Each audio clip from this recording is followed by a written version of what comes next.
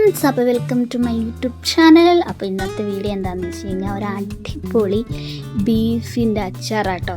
ഇപ്പം മിക്കവരുടെ വീട്ടിലും ബീഫ് സ്റ്റോക്കാണല്ലോ, അപ്പം നമുക്കതുകൊണ്ട് അച്ചാറുണ്ടാക്കാം.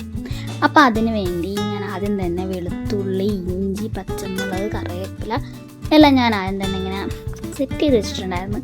പിന്നെ ബീഫ് ഞാൻ ഇച്ചിരി കുരുമുളക് പൊടിയും മഞ്ഞൾ പൊടിയും ഉപ്പും കൂടിയിട്ട് വേവിച്ചാട്ടോ. പിന്നെ ബാക്കിയുള്ള മസാലസൊക്കെ അപ്പം നമുക്ക് തയ്യാറാക്കാം. അപ്പോൾ ആദ്യം തന്നെ നമ്മളൊരു ചട്ടി വെച്ചു, അതിലേക്ക് ആവശ്യത്തിന് എണ്ണ ഒഴിച്ച് അത് ചൂടായി കഴിയുമ്പോൾ ബീഫ് ഇട്ട് നമ്മൾ നല്ലോണം ഒന്ന് വറുക്കണം കേട്ടോ. ഞാൻ വേറൊന്നും ഇതിൽ ആഡ് ചെയ്തിട്ടില്ല. ആ ഉപ്പും കുരുമുളക് പൊടിയും മഞ്ഞൾപ്പൊടിയും മാത്രമാണ്.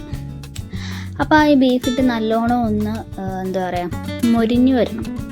അപ്പം നമുക്കത് പാത്രത്തിലേക്ക് മാറ്റാൻ പറ്റും. കണ്ടോ, ഇങ്ങനെ ഒന്ന് മൊരിഞ്ഞു വരണം. എന്ന് വെച്ചാൽ എന്താ പറയുക, നമുക്കറിയാമല്ലോ ബീഫ് അച്ചാറിനൊക്കെ ഉള്ള മൊരിക്കൽ. അപ്പം അത്രയും മൊരിഞ്ഞ് വരുമ്പോൾ നമ്മളൊരു പാത്രത്തിലേക്ക് മാറ്റി വെക്കണം. ഈ കൺസിസ്റ്റൻസിയിൽ നമുക്ക് മൊരിഞ്ഞ് കിട്ടണം കേട്ടോ, എന്നാലേ അച്ചാർ നല്ല ടേസ്റ്റ് വരത്തുള്ളൂ. അങ്ങനെ നമ്മളതൊക്കെ പാത്രത്തിലേക്ക് ആക്കിയിട്ട് നമ്മൾ ആ എണ്ണയിൽ തന്നെ വേണം നമ്മൾ എന്തുണ്ടാക്കാൻ, ബാക്കിയുള്ള മസാലസൊക്കെ ഉണ്ടാക്കാൻ. കണ്ടോ, ഇങ്ങനെ വരണം. അപ്പോൾ നമ്മൾ ആ എണ്ണയിൽ തന്നെ നമ്മൾ ആദ്യം തന്നെ വെളുത്തുള്ളിയും ഇഞ്ചിയും കൂടിയിട്ട് നമ്മൾ വഴറ്റും. അപ്പോൾ ആദ്യം ഇത് ഇട്ട് വഴറ്റുന്ന വെച്ച് കഴിഞ്ഞാൽ ഇത് കുറച്ച് ഇഞ്ചി അടി പിടിക്കേണ്ട പാകമാകുമ്പോൾ നമ്മൾ അതിലേക്ക് എന്തിടും പച്ചമുളകും കറിവേപ്പിലയും കൂടി ഇട്ട് കുറച്ച് വഴറ്റിയെടുക്കും. അപ്പോൾ ഇത് വഴണ്ട് വരുന്ന മണം എനിക്ക് ഭയങ്കര ഇഷ്ടമായിട്ടോ. ഇഞ്ചിയും വെളുത്തുള്ളിയൊക്കെ ഇങ്ങനെ വഴണ്ട് വരുമ്പോൾ ഒരു മണമാണല്ലോ, അത് ഭയങ്കര ഇഷ്ടമാണ് എനിക്ക്. നിങ്ങൾക്ക് അറിഞ്ഞ ഇഷ്ടമാണ് പറയാട്ടോ. അപ്പോൾ ഈ വീഡിയോ ഇഷ്ടപ്പെടുന്നുണ്ടെങ്കിലും ഈ ചാനൽ ഇഷ്ടപ്പെടുന്നുണ്ടെങ്കിലും എല്ലാവരും സബ്സ്ക്രൈബ് ചെയ്ത് സപ്പോർട്ട് ചെയ്യാൻ മറക്കല്ലേ. ബെല്ലൈക്കൺ കൂടെ അമർത്തണേ. അപ്പോൾ നമ്മളിങ്ങനെ അത് വഴണ്ട് വന്നതിന് ശേഷം ഒന്നൊരു ബ്രൗണിഷ് കളറാകുമ്പോൾ മഞ്ഞൾ പൊടി ഇടണം. മഞ്ഞൾ പൊടി ഇട്ട് കുറച്ച് ഇളക്കി കഴിയുമ്പോൾ 2 ടീസ്പൂൺ മുളക് പൊടി ഇടണം കേട്ടോ. ഇത് ഇവിടെ എരിവ് കുറച്ച് മതി എനിക്ക് ഉൾപ്പെടെ. അപ്പോൾ അതുകൊണ്ട് നമ്മൾ കാശ്മീരി ചില്ലി പൗഡർ ആട്ടോ എടുത്തിരിക്കുന്നത്. പിന്നെ കുരുമുളകിൻ്റെയും പച്ചമുളകിൻ്റെയൊക്കെ എരിവുണ്ടല്ലോ. ഞാൻ കൂടുതലും ബീഫ് അച്ചാറോ ബീഫോ കൂട്ടാറില്ല, എന്നാലും പറഞ്ഞതേ ഉള്ളൂ. പിന്നെ നമ്മൾ ഇച്ചിരി ഗരം മസാലപ്പൊടിയും കൂടെ ആഡ് ചെയ്യുന്നുണ്ട് കേട്ടോ. ഒരു സ്മെല്ലും ബീഫ് അച്ചാറിന് സ്വാദും ഒക്കെയാണ്. അപ്പം നമ്മളതും കൂടെ ആഡ് ചെയ്യുന്നുണ്ട്. അപ്പോൾ അതും കൂടി ഇട്ട് നമ്മൾ നല്ലോണം വഴറ്റിയെടുക്കണം കേട്ടോ.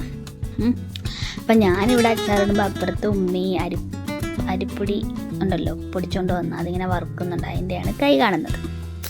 അങ്ങനെ ഇത് പച്ചമുളകൊക്കെ മാറിക്കഴിയുമ്പോൾ നമ്മൾ വിനാഗിരി ഒഴിക്കണം, അതായത് സുറുക്ക ഇട്ട് നമ്മൾ കുറച്ച് തിളച്ച് വരണം കേട്ടോ.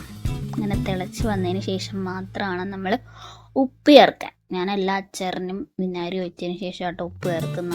പക്ഷെ സ്വാദൊക്കെ ഉണ്ട്, ചിലർ ഉപ്പിട്ടിട്ട് വിനാഗിരി ഒഴിക്കുന്ന കാണാം, പക്ഷെ ഞാനിങ്ങനെയാണ്. അങ്ങനെ ഇതെല്ലാം കൂടി ഒന്ന് മിക്സായി ഒരു പ്രത്യേക സ്മെല്ല് വരുമ്പോൾ നമ്മൾ ആ വറുത്ത് വെച്ചിരിക്കുന്ന ബീഫിൻ്റെ അകത്തിട്ട് നല്ലോണം ഇളക്കണം. ഇപ്പം തന്നെ അച്ചാറിൻ്റെ സ്മെല്ലൊക്കെ വന്ന് തുടങ്ങും. നമ്മൾ എല്ലാം ഒരുമാതിരിപ്പെട്ട എല്ലാം ഇട്ട് കഴിഞ്ഞു. അപ്പം നമ്മൾ അച്ചാറിന് നല്ല സ്മെല്ലും കാര്യങ്ങളൊക്കെ വരും. ഇപ്പം നമ്മൾ ആ ബീഫിലേക്ക് ആ മസാലകളും വിനാഗിരിയും ഉപ്പും എല്ലാം കൂടെ നമ്മൾ നല്ലോണം ആഡ് ചെയ്യണം കേട്ടോ. ഞാൻ ബീഫ് വേവിക്കായിട്ട് ഇതിനകത്ത് ഉപ്പ് കുറവായിരുന്നു, അതാണ് ഞാൻ കുറച്ച് ലാവശ്യം ഉപ്പിട്ടിട്ടുണ്ടായിരുന്നു.